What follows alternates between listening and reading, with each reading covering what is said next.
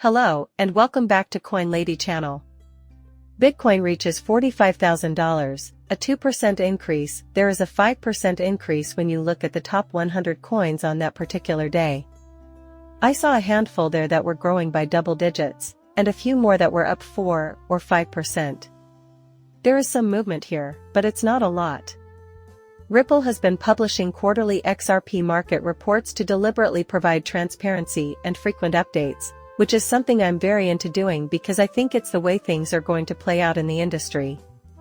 They're the ones facing legal action, and they're likely the future's prototype. We will not dissect the whole report. The section about ripples, rather than a key triumph, is intriguing, however. The court ruled that XRP is not a security under federal law, ending the long-fought lawsuit with the SEC. That is the crucial aspect. Although there is growing fear that we may have to go through the appeals process, it is important to note that the main issue of this case will likely remain unchanged, and that XRP is not a security.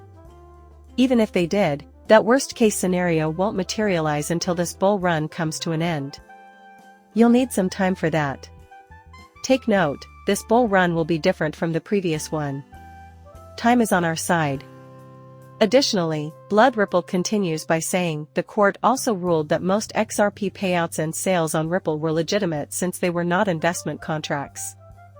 Even though Ripple is celebrating a major win, the firm has admitted that a court ruled that some of its earlier XRP sales to institutions were investment contracts that should have been registered. These transactions were conducted by sophisticated organizations. The exciting part begins now.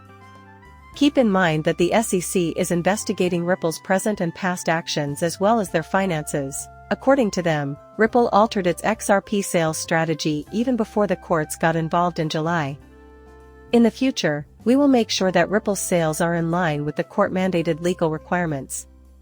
Ripple will also keep improving its compliance ethics and openness, as well as investing in the resources needed to be in compliance with the law as it changes in this area. Are we about to uncover a ticking time bomb? Did Ripple believe they could get away with their previous XRP sales strategies after this court ruling? Very unlikely. They are informing us of that here. Everything is prepared to follow the judge's order. They had already made adjustments and revisions prior to that verdict. Everything will work out well. The focus here is on the future. Ripples tells us it's not an issue to comply with the law and yet run a successful company. The transaction is already finalized. Reverberation versus SEC result is the title of the linked article. Ben Armstrong projects a settlement of $10 million. The matching interview is not visible to me on this page. Yet here's what I can tell you. A resounding triumph and a pitiful settlement would be my ideal outcome. I really doubt that this will be $10 million, like the lunch tab, for the lawyers at Ripple's.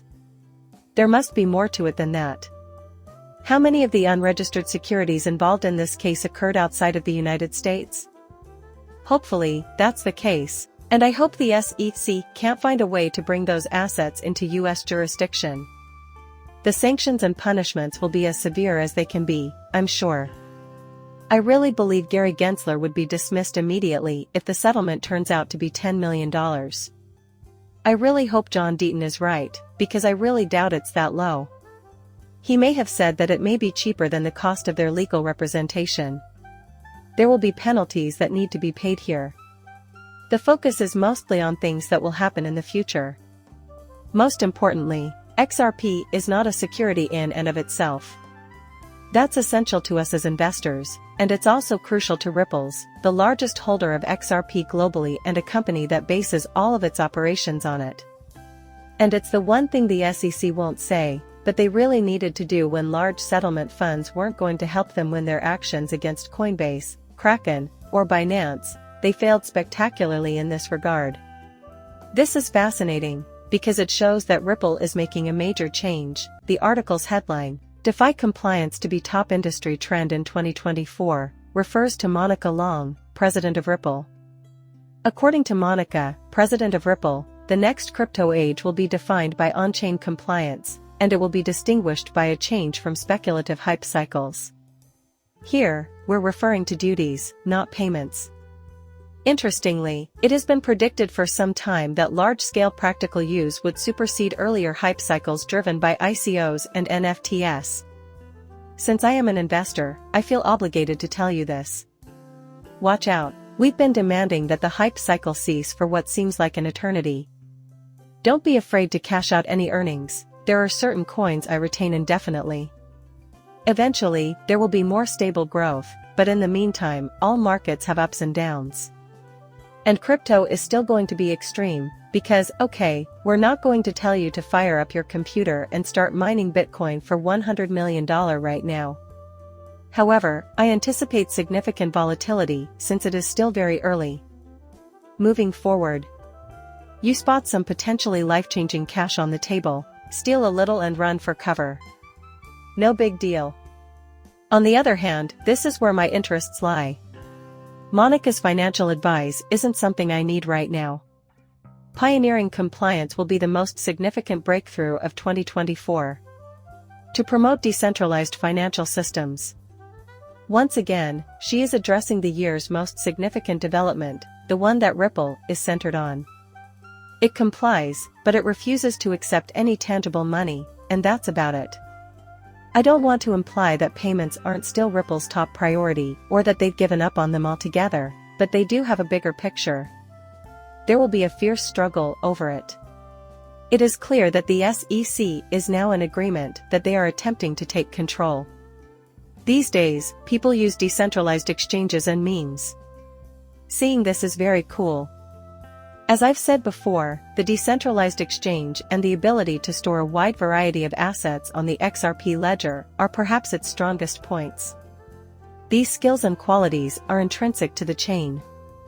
According to David Schwartz, it will provide us with a competitive edge in the long run. There hasn't been any stacking of this system. It is intrinsic to the chain it is part of. High scalability and efficiency are likely outcomes. Some rumblings concerning this have been surfacing for me. Ex-Ripple director predicts major XRP announcement, according to this report. Earlier today, Sean McBride, a former director of Ripple, tweeted the following announcement on upcoming developments regarding Ripple and XRP. Plus, I can tell you that I have no idea what this pertains to. For the last 2 weeks, I've noticed that a few YouTubers and Twitter users have made passing references to this. Now we have confirmation from a second director that something big is about to happen. You know, we'll just have to see what happens. Apologies, but I just do not possess any knowledge around it. Alternatively, I could explain what it was, or at least how it depended on the source of the information. Personally, I'd have to guess here. There will be no compromise of any kind. All these individuals knew about it, and I don't believe we would have seen it. It might be similar to an exchange partnership. Anything along such lines, I would venture to say. Time will tell. Soon, we will see this here. The Bitcoin ETFs offered by BlackRock and Fidelity are now ahead of GBTC, according to Mr. McBride. When it comes to liquidity measures, those grayscale costs are still over the roof. Investors are running away from the market because of them. Furthermore, I do not believe that Grayscale will maintain its position as the asset manager with the largest portfolio for much longer. Who would you put your money in the hands of if Grayscale reduced those fees? Which product do you think would be better? Would you rather have it listed with BlackRock and Fidelity or Grayscale, the digital currency company that seems to have issues everywhere? Personally, I would only ever put my money into BlackRock or Fidelity, never Grayscale. Considering the exorbitant expenses associated with their products, there is just no justification for using their services. Back to the original point, one of the two companies, BlackRock or Fidelity, with billions of dollars in assets under management and a history of successful launches will dominate this industry. Of course, BlackRock is a behemoth, but Fidelity has been around for a while, so I can't say who will come out on top in the end. Put things off for the time being. The S&P 500 broke over the 5,000 mark today. Now the day came to a somewhat lower close. Nonetheless, all-time highs have never occurred before in history. According to the article I've attached, it is common for equity prices to rise and remain high for a while before settling back down to more reasonable levels. The real question is, what's the next step? The stock market is reaching fresh all-time highs. To you, does it seem like that kind of setting? I am uncertain. From here, we will choose our next steps.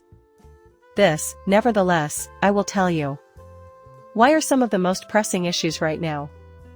That is why cryptocurrencies are so appealing to me. They won't be able to resolve this since it is really a worldwide financial catastrophe in many respects. The debt is just out of hand.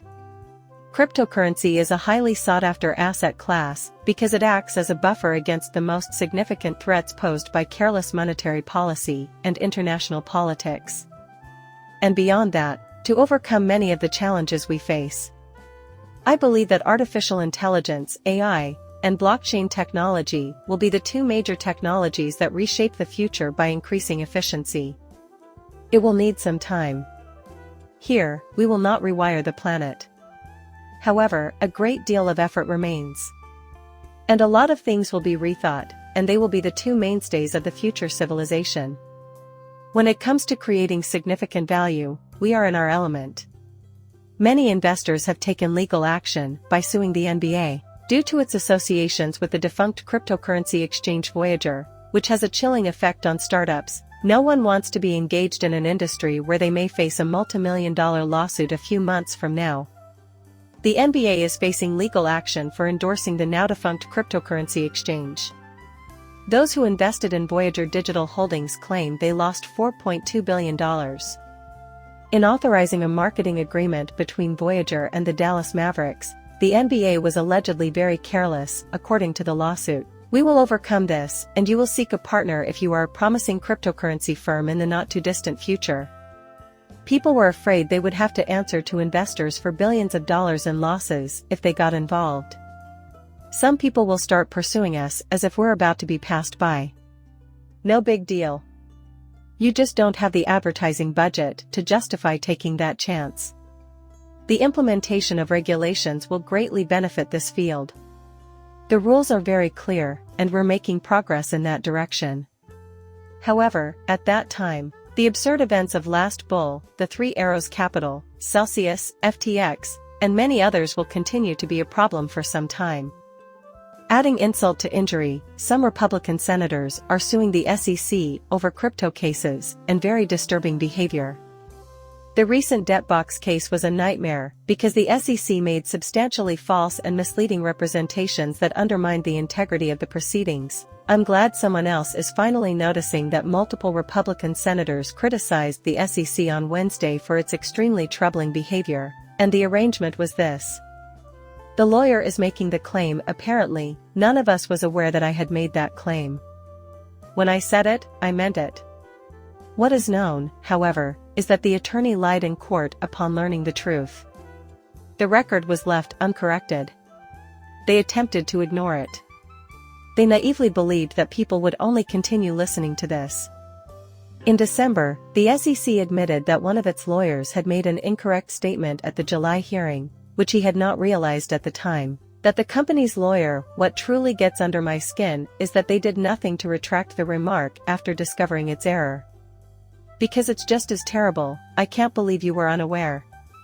You were informed, but you chose not to update the record. Moreover, in my opinion, we would be in a lot of trouble if we attempted to claim ignorance when we sued the SEC for that. Perhaps it is accurate. I really doubt it. You discovered the truth, however, and you chose not to rectify it. You may expect to lose everything because they will pursue you. The SEC need to be severely punished for this.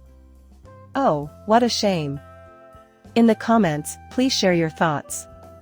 Please subscribe and like as always. See you later, bye.